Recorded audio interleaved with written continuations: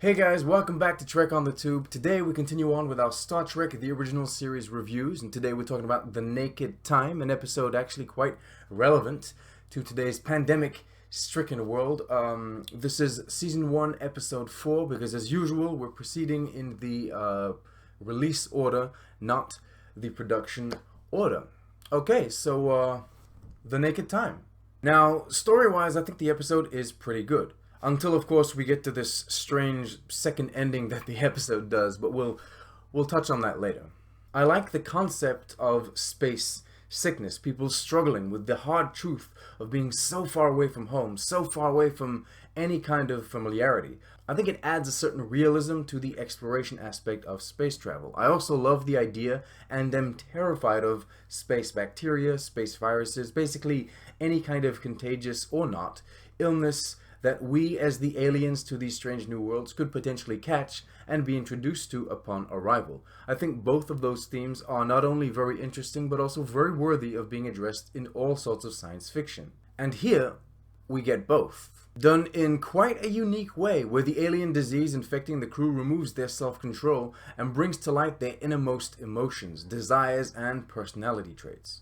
It's great. It's new, and when it's not overtly annoying or obnoxious, like when Riley's singing or making those strange comments, it's actually quite terrifying. Not only that, but we also get what I would almost call a B-plot. The ship arrives in orbit of an alien world on which humans have already constructed an outpost, and quickly it finds itself trapped by the gravitational pull of the planet, as said planet condenses. Now, yes, the main action revolves around this infectious disease that spreads from the outpost to the ship, but still, there's also this far-out concept that boggles the mind in the background. A planet condensing? What an intriguing thought. Granted, it's not exactly a B-plot, it's not its own story on the side, in the sense that it only really just services the main action by adding urgency to the situation, but it was fun to see the captain and the crew need to handle these two things going on at once. Now, focusing a little more on the disease aspect of it all, there were a few things that I really enjoyed. Like how the transporter can decontaminate arriving crew members, how Captain Kirk straight up orders McCoy, who is back by the way, to check out the impossible. He's like, "Doctor, if you can't find an explanation that makes sense, go beyond what makes sense," or something to that effect. Bloody captains, always asking for so much. Though I will admit our Captain Kirk isn't just some guy in a position of power pushing people around without having any real grasp of how complicated it is to do the various tasks aboard the ship. Twice in this episode are we shown that he can handle things himself. He knows his job. I mean, he's the one that compensated for the gravitational pull at the helm, and then we saw him working in engineering later on. Getting back to the disease, the way it spreads, the way it infects the first Enterprise crew member was really cool. The liquid moving upward toward the hand, almost defying gravity, attracted to the hand as if sentient, very creepy, very awesome. And then, of course, the first symptoms were the sweating as it passed from officer to officer. I like that too. The rattlesnake sound effect, on the other hand, I don't know. I'm not convinced by that one. I don't think an audio cue was needed to tell the audience who was infected and who wasn't, especially with a sound that doesn't really seem to belong. I think the perspiration was more than enough, but yeah, other than that, the disease itself, scary, intimidating. Now, before we move on to the few story elements that I really didn't like, let me just say that from a technical standpoint, everything was great.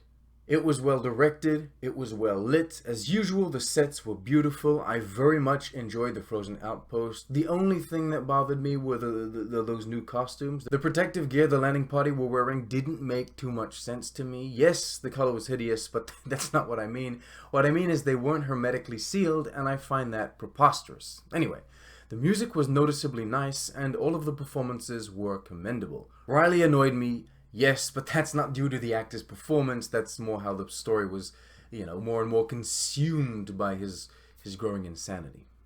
Which brings us back to the story, and more precisely what I didn't like about it. The whole thing started because, and I'm sorry there's no other way to say this, an idiot took off his glove.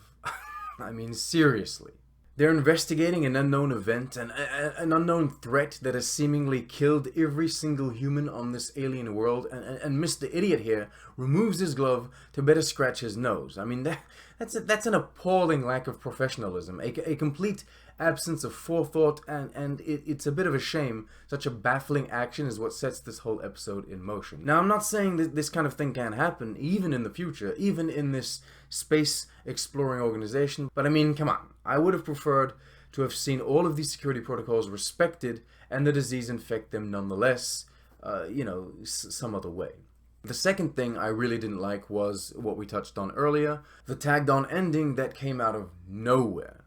Once the disease was dealt with and the only urgency remaining was the gravitational pull from the condensing planet, the episode felt like it should have ended. That was like the natural end to it. They find a way to break free, pat themselves on the back, maybe they say a joke, and then leave, right? Oh no. Oh no. That's not what they did. The ship goes, so fast or so suddenly in reverse that in the most nonsensical fashion they time travel multiple days into the past. Now don't get me wrong, I enjoy far-fetched sci-fi concepts, and I will admit that I am not one to enjoy time travel very much, so I'm not often one to defend it. But in this particular instance, I think it's fair to say that the time jump simply seemed much more like magic rather than science, and the only things I can think of as to why it was done was either to set up a time travel technique for future episodes, or in some way reset or resurrect those that died during the episode, which would be bizarre because that would kind of undercut the threat and the point of the episode. In any case, it was strange, it was tagged on, and I didn't like it. A few final notes I have are the conference room scene. I very much enjoyed that. It was also interesting to see Captain Kirk interact with this Sulu fellow, because they do seem to be like close friends rather than just work colleagues. I wonder if we'll see more of that in the future. Maybe they went to the academy together. Anyway, in conclusion, The Naked Time is interestingly a good episode, sadly weighed down by time-related issues. And look, I don't mean to be too clever with the whole time pun, but not only does the episode feel too long, the pacing isn't very well managed, and so rather than not noticing the episode fly by, I kind of sat there waiting for certain scenes to end, Riley singing. But then also, there's almost this second ending to the episode, which is the most out of place, uncalled for plot point, almost as if The Naked Time overstays its welcome. I mean, I would say that the scene goes as far as souring the taste of the episode in its final moments. Not to mention, it's a time travel related shenanigan. So yeah, time is The Naked Time's worst enemy. Alright, it's now time to move on to the Easter eggs and references part of the video, but considering there are none, except for, the Doctor and a few other characters are back, as well as the uniforms that we saw in the two first episodes. I would rather talk about Mr. Spock. That's right, I want to point a few things out about this character. First of all, we learn in this episode that he has green blood, so there's that. He also knocks Sulu unconscious by essentially just squeezing his neck, which is pretty damn cool, I reckon. And this might just be me, but for some reason, Spock reminded me of Alan Turing this time around. You know, the guy who cracked the Enigma code during the Second World War by inventing the computer. I find there to be interesting parallels between Turing and Spock. Both are very intelligent, both are in a way socially awkward, and I guess kind of different to the other people or other humans that surround them. And in the same way Alan Turing had to struggle with his sexual orientation in a time where many around him either didn't understand it or found it straight up offensive, Spock here struggles with his emotions and his innermost desire to keep them locked up.